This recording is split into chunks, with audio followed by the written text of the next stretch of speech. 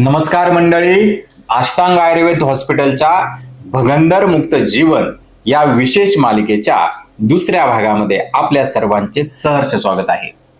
मागील पहिल्या भागात आपण पाहिले भगंदर म्हणजे नक्की काय, गुदद्वाराच्या आतून बाहेरच्या त्वचावर पडलेला एक अप्राकृतिक बोगदा किंवा नळी म्हणजे भगंदर. आणि हे आपण अगदी सोप्या भाषेत समजून घेतलं. जर तो व्हिडिओ तुम्ही पाहिला नसेल तर खाली डिस्क्रिप्शन मध्ये दिलेल्या लिंक वरती क्लिक करून तो नक्की पाहून घ्या. मित्रांनो, आजचा हा दुसरा भाग तुमच्यासाठी अत्यंत महत्वाचा आहे, कारण आज आम्ही बोलणार आहोत भगंदराच्या लक्षणांबद्दल आणि त्याच्या विविध प्रकारांबद्दल. अनेकदा रुग्ण गुदभागात येणाऱ्या पोळीला किंवा फोडाला सामान्य समजून दुर्लक्ष करतात. त्यांना असं वाटतं की ते केस तोडा झालेला आहे, किंवा काही रुग्णांना असं वाटलं की माझा पिच्चुला अगदी छोटा आहे, अगदी वरच्यावरती एक पुळी तर आहे, ती गोळ्यांनीच बरी होईल. पण त्यांना हे माहीत नसतं की पिच्चुला आतून हा किती वाढलेला आहे आणि तो किती खोलवर गेलेला आहे. आणि म्हणूनच आज आपण समजून घेणार आहोत की तुमचा फिच्चुला साधा म्हणजेच आपण त्याला कदाचित लो ॲनल फिच्चुला आणि गंभीर म्हणजे हाय ॲनल फिच्चुला आहे म्हणजे काय आहे हे आपण कसं ओळखणार. हा व्हिडिओ शेवटपर्यंत पहा, कारण तुमच्या आजाराचं अचूक निदान तुम्हाला योग्य उपचारांकडे घेऊन जाणार आहे. तर मित्रांनो, सर्वात आधी आपण एक गोष्ट समजून घेऊया की एखाद्या व्यक्तीला भगंदर झाला हे कोणत्या लक्षणांवरून आपण ओळखणार. तर फिच्चुलाची 4 प्रमुख लक्षणे असतात. पहिलं म्हणजे गुदद्वाराभोवती सारखे सारखे फोड येते, सूज येते आणि पुळी येते. त्याला आपण रिकरंट ॲब्सेस म्हणू शकतो. हे भगंदराचे सर्वात पहिले आणि प्रमुख लक्षण असते. गुदद्वाराच्या बाजूला एक छोटीशी गाठ किंवा पुळी येते, ती वाढते, फुगते, त्याला तीव्र ठणका येतो, सूज येते आणि रुग्णाला व्यवस्थित बसता येत नाही, त्याला चालताही येत नाही, तीव्र वेदना, असह्य वेदना असतात. शौचाच्या वेळी सुद्धा हा त्रास खूप मोठ्या प्रमाणात जाणवू शकतो. त्याचं दुसरं लक्षण म्हणजे त्या भागातून पू, रक्त किंवा इतर चिकट पाणी सारखं सारखं वाहत राहतं. काही दिवसांनी तो म्हणजे ज्यावेळेस तो विशेष करून तो फोड ज्यावेळेस पिकून फुटतो तेव्हा त्यातून पिवळसर असं पू, रक्त आणि चिकट पाणी व्हायला सुरुवात होतं. पू वाहून गेल्यानंतर रुग्णाची वेदना तात्काळ कमी होते आणि रुग्णाला वाटतं की आता आजार बरा झाला. पण काही दिवसांनी तिथे पुन्हा पू साठायला सुरुवात होतो आणि ते पुन्हा पू साचतो, सूज येते आणि तो फोड पुन्हा फुटतो आणि हे दुष्ट चक्र सारखं सारखं चालू राहतं. आणि हेच भगंदराचं सर्वात वैशिष्ट्यपूर्ण लक्षण आहे. बहुतेक भगंदराच्या रुग्णांना यापूर्वी गुदद्वाराजवळ फोड आल्याचा इतिहास असतो. म्हणजे त्यांना सांगतात बापा 1 महिन्यापूर्वी असा त्रास झाला होता, 15 दिवसापूर्वी असा त्रास झाला होता. म्हणजे आधी फोड आलेला होता, तो फुटला आणि त्यावर उपचार झाले आणि काही दिवसांनी पुन्हा त्याच जागेवरती पुन्हा पू येऊ लागला. असे लक्षण हे पेशंट सांगत असतात. यातील तिसरं महत्वाचं लक्षण म्हणजे अंतर्वस्त्राला डाग पडतो. म्हणजे आपले जे आतले जे अंडरवेअर गार्मेंट्स आहेत ते, तर त्या ठिकाणी सारखा पू आल्यामुळे डाग पडतो आणि त्याचा खूप असा विचित्र असा भास येतो. फिच्चुलाच्या बाहेरील जे छिद्र असतं त्याच्यातून हलकासा स्राव आल्यामुळे ज्यावेळेस पेशंट इकडे फिरतो किंवा बसतो तर अंडरवेअर ओली होते आणि त्याला डाग पडतात. आणि त्या स्रावामुळे गुदभागाच्या परिसरात एक विशिष्ट असा एक दुर्गंध येत असतो आणि त्यामुळे रुग्णाला समाजात वावरताना प्रचंड मानसिक त्रास किंवा एक खूप डिस्कम्फर्ट किंवा एक अस्वस्थता ही जाणवत असते. आणि चौथं लक्षण म्हणजे गुदभागाची जो भाग आहे त्याला खाज येते किंवा ती जळजळ होते. कारण का, तर सतत येणारा जो पू आहे किंवा चिकट पाण्यामुळे गुदद्वाराची जी आजूबाजूची जी त्वचा आहे ती सारखी ओलसर राहते आणि या ओलसरपणामुळे तिथे जंतू संसर्ग वाढतो आणि त्यामुळे त्या ठिकाणी त्वचेला खाज सुटते आणि जळजळ होते. आता आपण वळूया या व्हिडिओच्या सर्वात महत्वाच्या भागाकडे आणि तो म्हणजे भगंदराचे प्रकार. खरं तर वैद्यकीय दृष्ट्या आणि प्रामुख्याने आयुर्वेदानुसार भगंदराचे खूप प्रकार वर्णन केलेले आहेत. परंतु हा व्हिडिओ आपण सामान्य लोकांसाठी बनवत आहोत आणि त्यांना इतकं म्हणजे ज्ञान दिलं तर ते कन्फ्यूज होऊन जातील आणि म्हणून अगदी त्यांना समजण्यासाठी, अगदी थोडक्यात समजण्यासाठी साठी आपण ही माहिती देणार आहोत. खरं तर भगंदराच्या रचनेवरून म्हणजे ते जे स्थान आहे तर दोन महत्वाचे प्रकार पडतात. हे समजून घेणं खूप गरजेचं आहे, कारण त्यावरूनच आपल्याला त्याचे पुढचे उपचार आणि त्याचा जो बरी होण्याचा जो कालावधी हे आपल्या ध्यानात येतो. तर त्याच्यातला पहिला म्हणजे लो अॅन्युअल फिस्चुला म्हणजे साधा भगंदर. या प्रकारामध्ये फिस्चुलाचा जो बोगदा आहे किंवा नळी आहे ही गुदद्वाराच्या अगदी वरवरच्या भागात असते. म्हणजे हा ट्रॅक मलावरती जे नियंत्रण करणारे जे स्नायू ज्याला आपण अॅनल स्फिंक्टर्स म्हणतो हे न कापता किंवा त्याच्या खालूनच जातात आणि हा प्रकार तुलनेने खूप साधा असतो आणि आयुर्वेदीय उपचारांच्या पद्धतीने अतिशय वेगाने आधी सहज हा बरा होऊ शकतो. दुसरा प्रकार म्हणजे हाय अॅनल फिस्चुला. हा गुंतागुंतीचा प्रकार राहतो. या प्रकारात हा प्रकार अत्यंत थोडासा गंभीर आणि आव्हानात्मक मानला जातो. आणि हे का? कारण यामध्ये फिस्चुलाचा बोगदा ही गुदद्वाराच्या आतमध्ये हा खोलवर गेलेला असतात आणि तो ज्या मलावरती ज्या नियंत्रण करणारे जे स्नायू आहे त्याला आपण इंटरनल आणि एक्सटर्नल स्फिंक्टर म्हणतो. तर हे त्याच्या वरतून किंवा त्याला छेदून म्हणजे त्याला अगदी छिद्र करून त्या पार गेलेल्या असतात. काही रुग्णांमध्ये हा ट्रॅक सरळ न राहता घोड्याच्या नाळीसारखा असा गोल फिरतो, ज्याला वैद्यकीय भाषेमध्ये हॉर्सशू फिस्चुला म्हणजे घोड्याच्या पायाची जी टाप आहे ती ज्या प्रकारची असते त्या प्रकारचं दिसतं, म्हणून त्याला हॉर्सशू फिस्चुला असं म्हणतात. यामध्ये एकापेक्षा जास्त छिद्रे असू शकतात.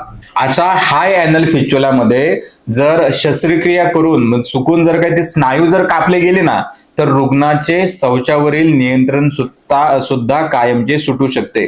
म्हणूनच अशा केसेसमध्ये अत्यंत काळजीपूर्वक उपचार करणे आवश्यक असते आणि म्हणूनच अर्थात क्षारसूत्र ही चिकित्सा येथे खूप महत्वपूर्ण ठरते आणि त्यामुळे शौचावरील नियंत्रण जाण्याची जी शक्यता ही अगदीच कमी किंवा फारच कमी त्या मानाने असते. भगंदर हा नीट करायला अवघड का जातो बरोबर?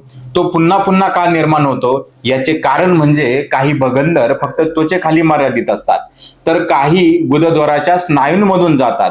काही भगंदर अधिक खोलवर जाऊन अनेक शाखा निर्माण करत असतात आणि त्यामुळे प्रत्येक रुग्णाचा आजार आणि त्याचा उपचार हा वेगळा असू शकतो. डॉक्टरांना सुद्धा उपचाराचे योग्य नियोजन करता यावे म्हणून डॉक्टर सुद्धा भगंदराचे 4 प्रमुख प्रकार करतात. याच्यामध्ये पहिला प्रकार म्हणजे इंटरस्फिंक्ट्रिक म्हणजे हा सर्वात सामान्य प्रकार असतो. यामध्ये भगंदराचा म्हणजे जो पोहाचा जो मार्ग असतो हा गुदद्वाराचे 2 जे स्नायू असतात इंटरनल आणि एक्सटर्नल स्फिंक्टर याच्यामधून गेलेला असतो.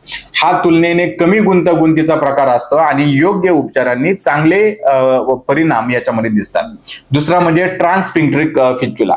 या प्रकारामध्ये भगंदराचा जो मार्ग आहे हा गुदद्वाराच्या स्नायूंमधून फाडून आरपार जातो. यामध्ये म्हणजे इंटरनल आणि एक्सटर्नल स्फिंक्टर दोन्हीही त्या ठिकाणी त्याला छिद्र करून तो पोहाचा मार्ग म्हणजे फिस्चुलाचा जो ट्रॅक आहे तो गेलेला असतो. त्यामुळे उपचार करताना स्नायूंना इजा होणार नाही याची विशेष काळजी आपल्याला घ्यावी लागते. याच्यातील तिसरा प्रकार म्हणजे सुप्रास्फिंक्ट्रिक फिस्चुला. या प्रकारात भगंदराचा मार्ग हा जे स्नायू आहेत नियंत्रण करणारे इंटरनल आणि एक्सटर्नल स्फिंक्टर याच्या वरतून त्याला वळसा घालून गेलेला असतो. त्यामुळे हा तुलनेने अधिक गुंतागुंतीचा प्रकार मानला जातो, कारण हा जास्तीत जास्त खोलवर असतो आणि त्यासाठी अधिक नियोजनपूर्वक आपल्याला उपचार करावे लागतात.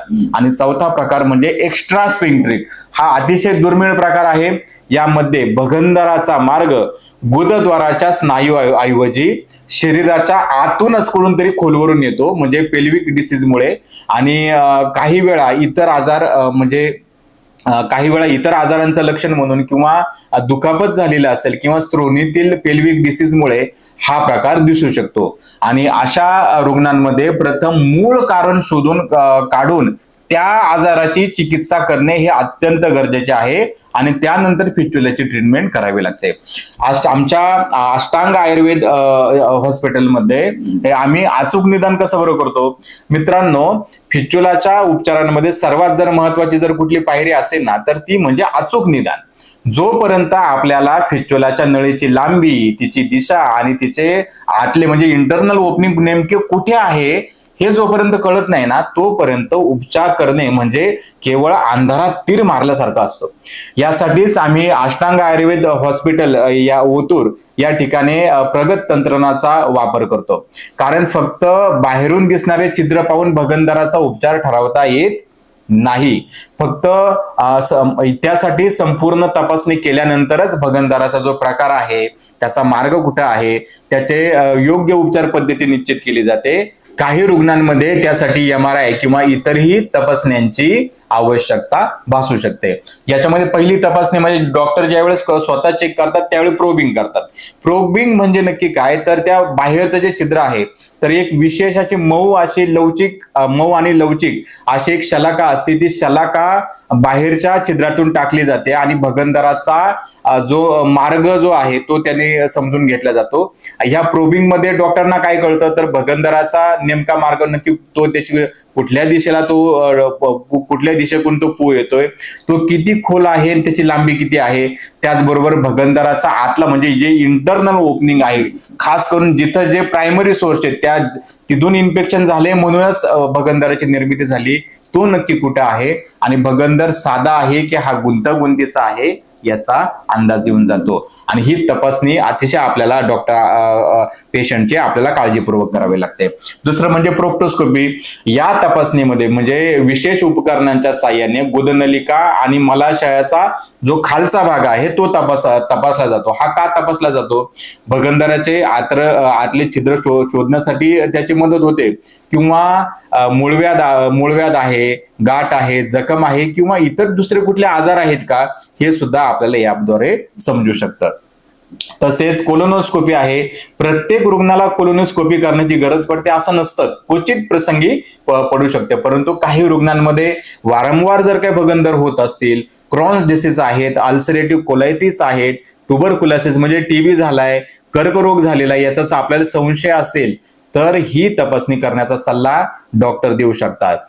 काही विशेष तपासण्या सुद्धा असतात, जसं त्यांच्या काही लघवीच्या तपासण्या असतात, रक्त तपासण्या असतात, जो स्रावात त्या जखमेतून जो पू येतो त्याची तपासणी, अशा याही चाचण्या करण्याची आवश्यकता भासते. कारण त्याचा उद्देश हा संसर्गाची तीव्रता, इतर कुठले आजार आहेत का आणि उपचारासाठी रुग्णाची तयारी समजून घेणं या गोष्टी असतात.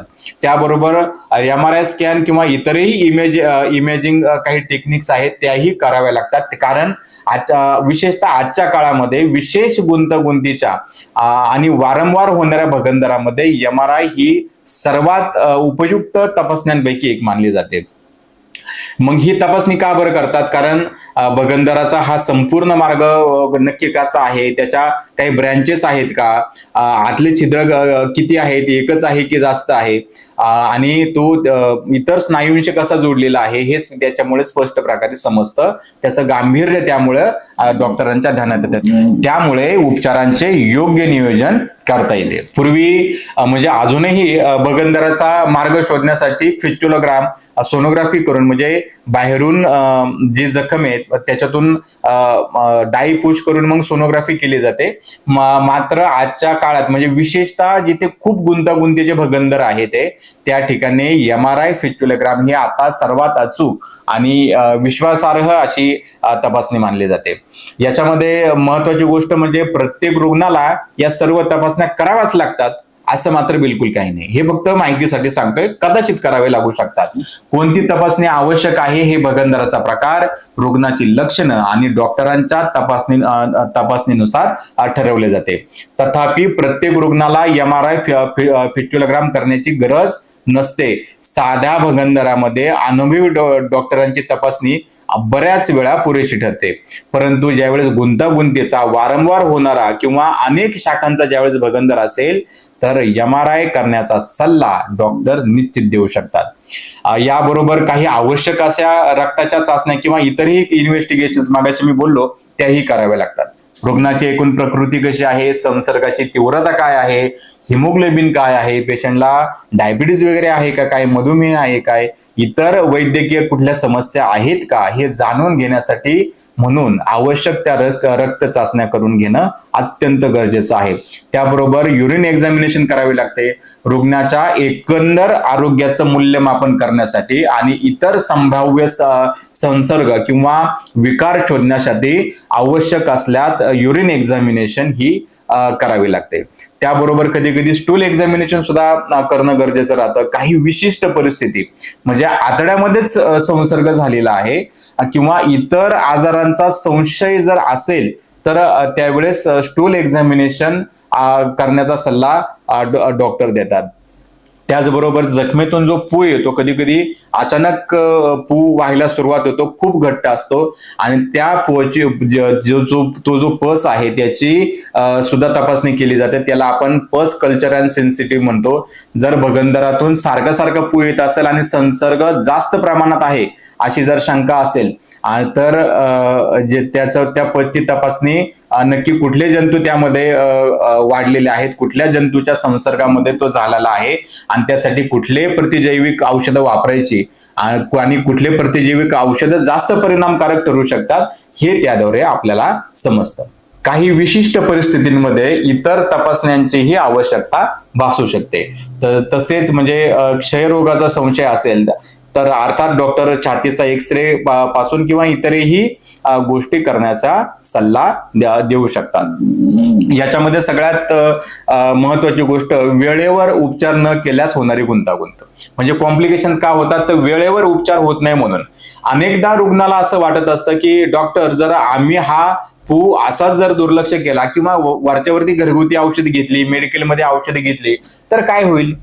तर मित्रांनो लक्ष देऊन ऐका. फिस्चुलाच्या जे बाहेरील छिद्र जर वरून जरी बंद झाले ना तर आत तो हा पू सारखा साठत असतो आणि हा पू बाहेर पडायला जागा न मिळाल्यामुळं तो आतमध्ये एक अब्सेस तयार करतो आणि बाहेर पडण्यासाठी एक नवीन मार्ग निर्माण करतो. त्याला आपण एक ब्रँच म्हणू शकतो. आणि म्हणून जर जो फिस्चुला सुरुवातीला एका साध्या नळीसारखा वाटत होता तो दुर्लक्ष केल्यामुळे झाडाच्या जशा ज्या फांद्या असतात, मल्टिपल ट्रॅक्स किंवा मल्टिपल ब्रँचेस असतात त्या प्रकारे तो वाढतो आणि आजाराची तीव्रता आहे ही वाढायला सुरुवात होते. म्हणून अत्यंत जुन्या केसेसमध्ये तसेच सततच्या इन्फेक्शनमुळे ती जी जखम आहे त्या ठिकाणी क्वचित प्रसंगी एक गाठ तयार होते आणि क्वचित प्रसंगी त्या ठिकाणी कॅन्सरचा सुद्धा धोका निर्माण होऊ शकतो. अशी सुद्धा शक्यता नाकारता येत नाही. त्यामुळे या आजाराला हलक्यात घेऊ नका इतकंच. तर मित्रांनो आजच्या या दुसऱ्या भागात आपण पाहिले भगंदराची लक्षणे नेमकी काय होती, त्याचे प्रकार किती आहेत आणि ते गंभीर असू शकतात की नाही, त्याच्या तपासण्या नक्की कुठल्या करायच्या. थोडक्यात सांगायचं तर तुमचा फिस्चुला साधा आहे की गुंतागुंतीचा आहे आणि वेळेवर केलेले निदानच तुम्हाला मोठ्या संकटापासून वाचवू शकते. पुढच्या भागामध्ये आपण रुग्णाच्या मनातील सर्वात मोठ्या शंकेचं निरसन करणार आहोत आणि ते म्हणजे फिस्चुलामध्ये घरगुती उपाय आणि औषधे नक्की किती प्रमाणात काम करतात, त्याची मर्यादा कुठे संपते आणि फिस्चुलाची नळी केवळ गोळ्या खाऊन किंवा मलम लावून ही कायमची बंद होऊ शकते का, याचं वैज्ञानिक सत्य आपण तर समजून घेणारच आहोत आणि तो भाग सुद्धा तुम्ही पाहायला विसरू नका. कारण आरोग्य ही संपत्ती आहे आणि आयुर्वेद ही ती जपण्याची संस्कृती. आपण ही संस्कृती एकत्र जगायला हवी नाही का. तुम्ही या प्रवासाचा भाग आहात हीच माझ्यासाठी आणि आमच्या अष्टांग टीमसाठी मोठी प्रेरणा आहे. हा व्हिडिओ तुम्हाला कसा वाटला हे आम्हाला कमेंट बॉक्समध्ये नक्की कळवा. व्हिडिओ आवडला असेल तर लाईक करा आणि तुमच्या मनाला भिडला असेल तर तुमच्या मित्रमैत्रिणींना आणि आपटेष्टांना नक्की शेअर करा. चॅनेल अजूनही सबस्क्राईब केलं नसेल तर आत्ता झटकन पटकन करून ठेवा, कारण एखादं आरोग्यदायी ज्ञान कोणाचं जीवन बदलू शकतं. आयुर्वेदाचं खरं ज्ञान आणि आरोग्याचं खरं समाधान आपण एकत्र सहजपणे आणि मनापासून शोधत राहू. आणि हो, जर तुम्हाला फिशर, मूळव्याध किंवा कोणत्याही विकाराच्या उपचारासाठी किंवा तज्ञ वैद्यकीय सल्ल्यासाठी संपर्क साधण्याची इच्छा असेल तर निसंकोचपणे खालील क्रमांकावरती कॉल करा. तुमच्या विश्वासाबद्दल पुन्हा एकदा मनापासून खूप खूप धन्यवाद.